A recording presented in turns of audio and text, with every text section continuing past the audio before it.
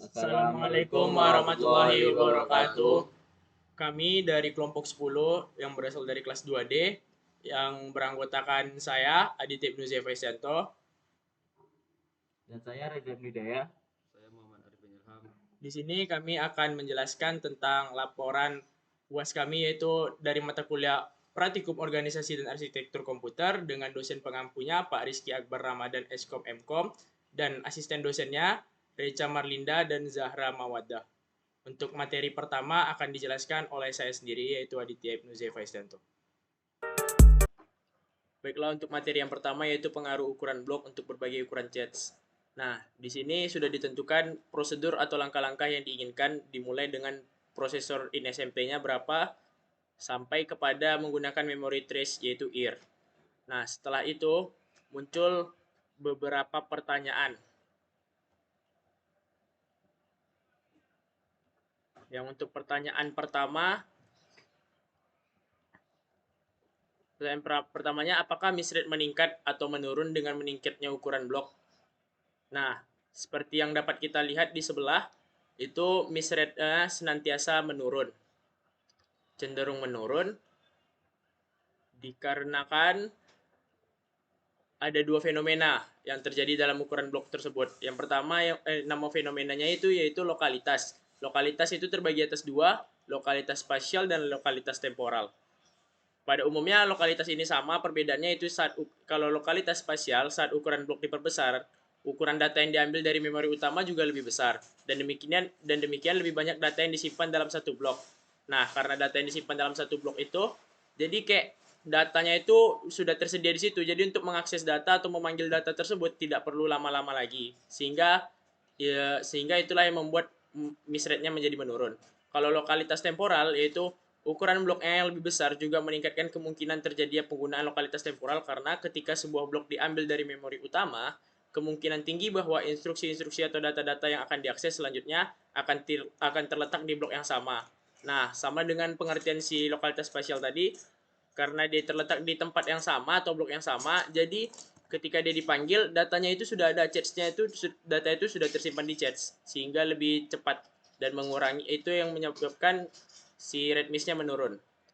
Untuk pertanyaan kedua, pada ukuran blok berapa miss rate meningkat kembali dan mengapa pada ukuran blok tersebut miss rate-nya meningkat? Nah, dapat kita lihat di sebelah tadi, di konfigurasi sebelah yang sedang saya tampilkan, miss rate itu senantiasa selalu menurun ketika jumlah bloknya meningkat, sehingga tidak terdapat blok yang meningkatkan miss rate. Karena dengan meningkatnya ukuran blok tadi, lebih banyak data yang bisa disimpan dalam satu blok cache. Berarti ketika CPU mencari data yang dibutuhkan, ada peluang yang lebih tinggi bahwa data tersebut itu sebenarnya sudah ada dalam blok cache. Nah, karena data tersebut sudah ada dalam blok cache, ketika kita memanggilnya, data itu lebih mudah untuk ditemukan dan membuat si miss rate-nya menurun. Jadi untuk pertanyaan kedua ini, ukuran blok berapa miss rate-nya meningkat kembali, itu tidak ada karena si miss rate tadi itu selalu menurun. Baik, untuk pertanyaan yang ketiga, apa perbedaan dari pengaruh blok terhadap berbagai ukuran cache dengan pengaruh blok terhadap si miss rate tadi? Nah, itu saya kelompokkan menjadi tiga. Yang pertama, kalau untuk pengaruh ukuran blok terhadap berbagai ukuran cache, itu mengacu pada bagaimana ukuran blok mempengaruhi kinerja cache dengan mempertimbangkan ukuran cache secara keseluruhan. Yang kedua, saat ukuran blok ditingkatkan, lebih banyak data yang dapat dipindahkan dalam satu operasi transfer antara memori utama dan cache saat terjadi miss. Hal ini mengurangi frekuensi transfer data antara memori utama dan cache untuk mengakomodasi permintaan dari CPU tadi. Dan kalau pengaruh ukuran blok terhadap miss rate, pengaruh blok terhadap miss rate itu mengacu pada bagaimana si ukuran blok tadi mempengaruhi tingkat miss dalam cache. Saat ukuran blok ditingkatkan, setiap operasi transfer data dari memori utama ke cache akan membawa lebih banyak data dalam satu waktu. Ini dapat mengurangi kemungkinan miss jika blok yang sama digunakan secara berulang atau jika ada pengaksesan dan data berurutan dalam blok yang sama. Singkatnya, kayak ginilah perbedaan utamanya. Pengaruh ukuran blok terhadap berbagai ukuran cache lebih menyoroti ke efisiensi penggunaan cache secara keseluruhan tadi. Sedangkan pengaruh ukuran blok terhadap miss rate lebih berfokus pada tingkat miss dalam cache. Namun ya, keduanya saling terkait karena ukuran blok dapat mempengaruhi kinerja dari cache dan tingkat miss yang dialaminya. Baiklah, untuk materi yang pertama, Hanya itu yang dapat saya jelaskan, maka saya lanjut untuk ke materi kedua yang akan dijelaskan oleh Muhammad Arifin Ilham. Assalamualaikum warahmatullahi wabarakatuh. Perkenalkan, nama saya Muhammad Arifin Ilham. Di sini saya akan melanjutkan dari hasil uji coba yang kami lakukan tadi. Untuk pertama itu ada mapping, yaitu direct dari CHEDS 4 sampai 64. Untuk global and local miss-nya itu mengalami penurunan yang signifikan, yaitu dari 12 sampai 2. Untuk mapping two-way set associative juga mengalami penurunan. Four-way juga mengalami penurunan, eight-way juga mengalami penurunan, dan fully juga mengalami penurunan.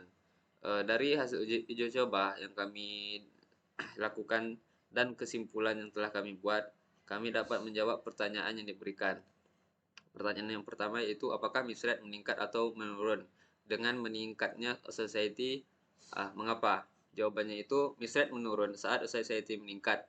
Society dalam CHEDS mengacu pada jumlah slot atau entry yang dapat menampung blok data yang dipetakan ke lokasi CHEDS tertentu. Ketika society meningkat, artinya ada lebih banyak entry atau slot yang tersedia dalam CHEDS untuk menampung blok data. Dengan lebih banyak entry, kemungkinan terjadinya konflik atau pemetaan blok data yang berbeda ke entry yang sama menjadi lebih rendah.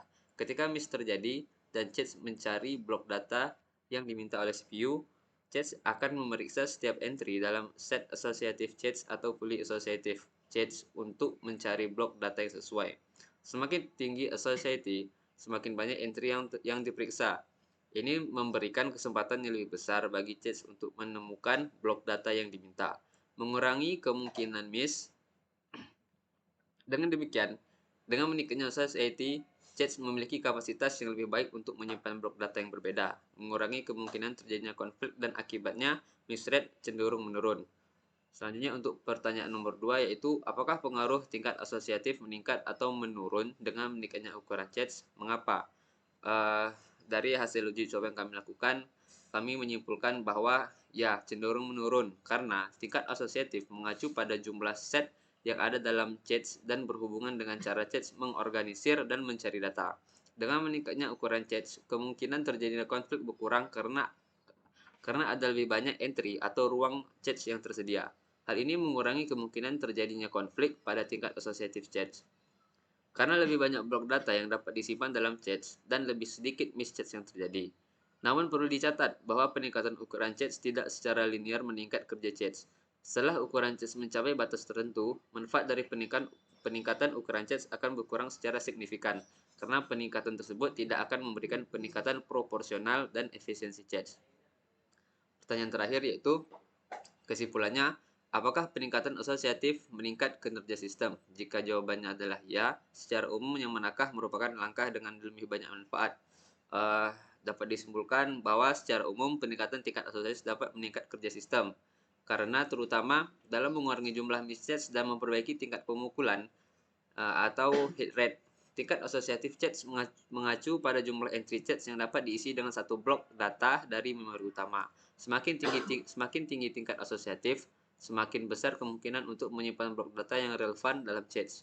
Dalam hal ini, peningkatan tingkat asosiatif manfaat terbesar biasanya terjadi pada transisi dari asosiatif langsung atau direct map ke two-way dan kemudian dari two-way ke four-way. Peningkatan asosiatif dari direct map ke two-way mengurangi konflik dan meningkatkan tingkat pemukulan atau hit rate. Hal yang sama terjadi saat beralih dari two-way ke four-way. Peningkatan ini mengurangi jumlah konflik dan meningkatkan efisiensi CHEDS. Namun, manfaat dari peningkatan asosiatif cenderung berkurang dengan peningkatan lebih lanjut dalam tingkat asosiatif. Transisi dari four-way ke eight-way atau dari eight-way ke fully associative memberikan manfaat yang lebih kecil dibandingkan dengan peningkatan sebelumnya. Peningkatan dari eight-way ke fully associative menghilangkan konflik sepenuhnya karena setiap blok data dapat ditempatkan di mana saja dalam CHEDS. Namun, manfaatnya terbatas karena peningkatan tingkat asosiatif tidak lagi mempengaruhi jumlah konflik. Dengan demikian, dalam rangkaian peningkatan asosiatif, langkah dengan manfaat yang lebih besar terjadi dari direct map ke two-way, kemudian dari two-way ke four-way. Transisi lebih lanjut dari four-way ke eight-way atau dari eight-way ke fully associative memberikan manfaat yang lebih kecil dan mungkin tidak sebanding dengan kompleksitas yang diperlukan untuk mengimplementasikannya. Baiklah, mungkin sekian dari pembahasan nomor 2 selanjutnya akan dijelaskan oleh Reza Ibnu Hidayah. Terima kasih. Saya akan melanjutkan presentasi saya yang sebelumnya presentasi itu yang dilakukan dengan saudara Arifin Ilham. Dan di nomor 3 ini saya akan langsung membacakan soal nomor 1. Secara umum, manakah replacement policy dengan miss rate terbaik dan manakah yang paling buruk? Di sini bisa kita lihat yang paling baik jatuh kepada LRU dan trash field-nya MD LJD yang mendapatkan nilai 14.790%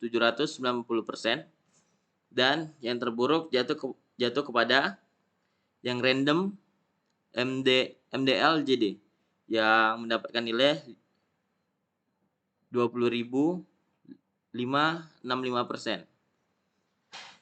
Dan soal kedua ialah apakah manfaat kebijakan LFU dan FIFO terjadi untuk semua tolak ukur atau apakah mereka bergantung pada nilai lokalitas yang berbeda? Dan jawabannya ialah manfaat LFU dan FIFO bergantung pada nilai lokalitas yang berbeda. Jika ada nilai lokalitas yang sama, maka di mana blok data sering diakses secara teratur. Maka kebijakan LFU memberikan manfaat yang lebih besar dengan menjaga blok data yang sering diakses dalam cache. Namun, jika ada nilai lokalitas yang rendah atau pola akses acak, maka kebijakan FIFO dapat memberikan manfaat dengan mempertahankan blok data baru dalam cache dan memungkinkan adanya kesempatan untuk mengakses blok data yang baru. Yang ketiga, kesimpulannya apakah pengguna replacement policy yang konkret meningkat kinerja sistem? Jika jawabannya adalah iya, secara umum yang merupakan langkah dengan manfaat lebih dari random ke LRU, dari random ke LFU, atau dari random ke FIFO. Dan mengapa? Karena bisa kita lihat di sini adalah dari random ke LRU. Karena nilai yang lebih baik didapatkan oleh LRU di sini daripada random, karena random mendapatkan nilai yang lebih tinggi daripada LRU. Dan LRU ini memanfaatkan prinsip lokalitas temporal dan berusaha mempertahankan blok data yang baru diakses atau diakses secara teratur dalam cache. Namun, pemilihan kebijakan penggantian harus mempertimbangkan pola akses yang spesifik dan karakteristik sistem yang digunakan untuk memastikan efektivitasnya. Terima kasih. Hanya ini yang sempat saya sampaikan.